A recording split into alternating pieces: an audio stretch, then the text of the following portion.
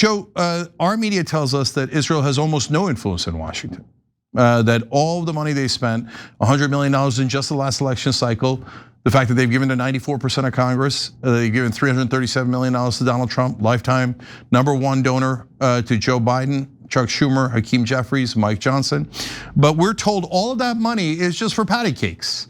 They actually have no influence at all. This barely has anything to do with this war. And if you say that Israel has influence in Washington, that's anti-Semitic. So put aside the ludicrous charges. In your experience, you're the head of National Counterterrorism. Does Israel have significant influence in Washington? Significant, more than I ever would have imagined from reading anything or researching on my own. Maybe that's my own ignorance, but I didn't believe it until I saw it with my own eyes from the position that I was in. The degree of access in which the Israelis have to our elected officials and to our senior defense and diplomatic corps and our intelligence officials, it's second to none, really.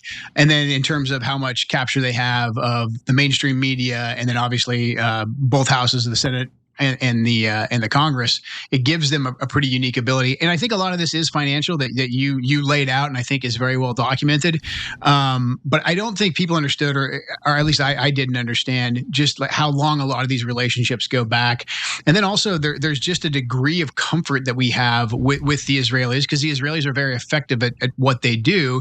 They have a lot of dual citizens that are in these key locations in their own government that they use to liaise with our government officials. And when you deal with the Israelis, they're very persuasive. They many times don't feel like they're a foreigner. I mean, because you'll be talking to somebody who went to school in America and has an American sounding accent. And the Israelis have done a very good job of saying, hey, we have the exact same strategic objectives. And a lot of times in terms of like very tactical objectives, in terms of like taking out a terrorist here or a terrorist there, we do have the same objectives, and we can partner with the Israelis. And the Israelis are very good at what they do in terms of like their intelligence services, especially in the Middle East. They're better at the game there than we are, and so it's very easy to forget sometimes when they are sharing intelligence with us or some of their insights that they're giving us this information to influence us as well as to inform us. So this network of both, financial co-option from our elected officials, from the media, that tied in with the official engagement and just the skill of their ability to really insert information into our system unofficially, that gives them a good deal of leverage and a good deal of access, and it really helps them pursue their objectives. Yeah, two things that come out of that answer. So as I hear you describing how they speak and look just like us, and they melt in really well, and seem to be saying that we have the same objective. It reminded me of the Americans and the Cold War. The Americans is a TV show, of course, but during the Cold War, that was real. The Russians tried sending in people who looked like us and talked like us and didn't have an accent to infiltrate our government. Part of the reason that I bring that up, Joe, is because a lot of times people make this about religion when it has nothing to do with religion. And they make it sound like, oh my God, the idea that a foreign government will try to infiltrate and influence America is nuts. It's never happened. It's a wild conspiracy theory. But hasn't it happened many times? The Russians and many others have done this. So if Israel were to do it, would that be like some sort of outrageous thing that is unprecedented, or kind of fairly normal in intelligence? I think it's pretty normal. I mean, governments always try and influence other governments, but we try and influence other governments. I don't think we're as subtle about it. I think we're usually a little bit more kind of transparent, and we throw our weight around, and so people know what our game is. The Israelis, I mean, it's a small country, and so they have to kind of punch way above their weight class, and they don't do that by being overt. They do it by being really smart and really good at what they do. And obviously, there's the financial component to that, but then also there's just the way that they run the game. And so my issue really isn't at all necessarily with Israel. It's our relationship with Israel. It's us not understanding that they have a separate agenda than us, that they are aggressively pursuing.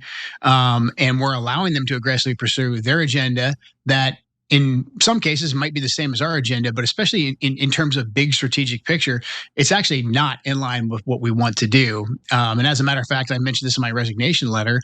When you take a broader look, the vast majority of the wars we've fought in the 23, almost 25 years now at this point in time, in the Middle East, they've really been driven heavily by the Israeli lobby. I mean, there's been folks in the United States, obviously, who have been a part of that as well. But in terms of what Israel, especially like the Likud party in Israel, wants to accomplish, those foreign policy aims have been a big part that have influenced the direction that our policies in the Middle East have gone, especially when it comes to who we go to war with.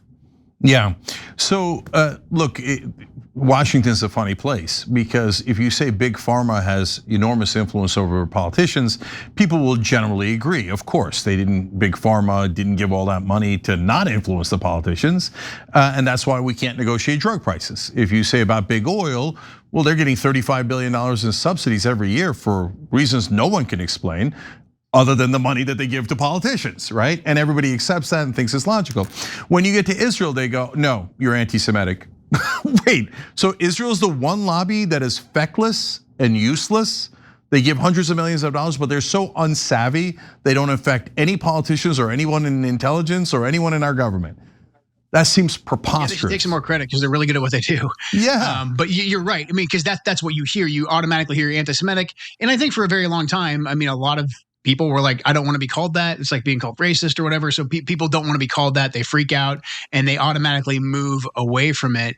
I think that taboo, whatever you want to call it, is kind of breaking because it's just been so overplayed at this point. I think we're finally in a place where almost both sides are saying like, okay, yeah, fine, but I'm not talking about their religion. I like to point out that I very rarely even say like, the fact that they're Jewish doesn't really make any difference to me. Like I'm a Christian. It's a big part of my life. It's a big part of who I am. I would have the same view on the Israelis if they were all Christians. If the Christian minority there took over and they won the next election somehow and they converted everybody somehow, I'd be happy for them as a fellow Christian, but I still wouldn't think that their country should drive my country's foreign policy. But yet we're in this situation. And so they've used that tactic, but I really feel like its effectiveness is wearing out. And the only thing that gives me some hope in this bad situation that we're in is I do think this is going to help both sides, both the side that I come from, the right, the MAGA side, and then even probably some normal Republicans and Democrats out there, but then also the progressive wing, who's been, I think, on top of this issue to a certain extent as well. It's going to help us find some common ground, especially with younger voters in the future. Yeah, 100%. So now, look, I agree with you completely. I understand their actions. Game recognizes game, okay? And so, and I understand that almost any other country would do it if they could do it. Like if you went to the Indonesians and were like, would you like to control the largest country in the world and have them give you hundreds of billions of dollars and go to war with anyone you like at no cost to you? My guess is they would go, yeah, okay. And look, my family's originally from Turkey. If you let the Turks do it, would they do it? Of course they'd do it. Of course they would. Right. You're right. Like Turkey's done false flags in Syria. They tried to bribe Eric Adams in like the most comical, incompetent way you could imagine. So that's why like I've got massive issues with Israel, but that's not the point of this. The point of this is our guys. So when I turn to that, I think now, in the intelligence community, they're giving us intelligence and they're really good at intelligence, but somehow they just seem to be consistently passing us faulty intelligence and faulty intelligence that winds up helping them and oftentimes hurting us. So I can't believe that the entire intelligence community in America is sorry, but that dumb that they would be like, oh, golly gee, here comes the Israelis with another gift. I can't wait to use this pager, right? So what's going on here? Why are we listening to them when we know they're a different country? They have different objectives and they often pass us faulty intelligence. So why on God's green earth would we believe their intelligence? I think a lot of times when it goes from intelligence agency to intelligence agency, when it's a formal engagement with the Mossad and the CIA or their defense intelligence service and our guys and gals in the uniform, there's procedures that we follow and there's ways we caveat the reports. And actually, I think that system, it's not perfect, and every now and again, bad intelligence gets passed, we miss things. But the Israelis, because of their access, and this is largely what I saw over the course of the last year, because of their access, the Israelis are able to basically do a shortcut and do an in run around the normal intelligence process. My cat's photobombing us here. And they're able to basically use official engagements and unofficial engagements with key leaders to basically say, hey, here's some key information. It's not necessarily in intelligence channels yet, and maybe it'll catch up later on, but by the time it hits intelligence channels or doesn't hit intelligence channels, it's a moot point because it's already gotten to policymakers.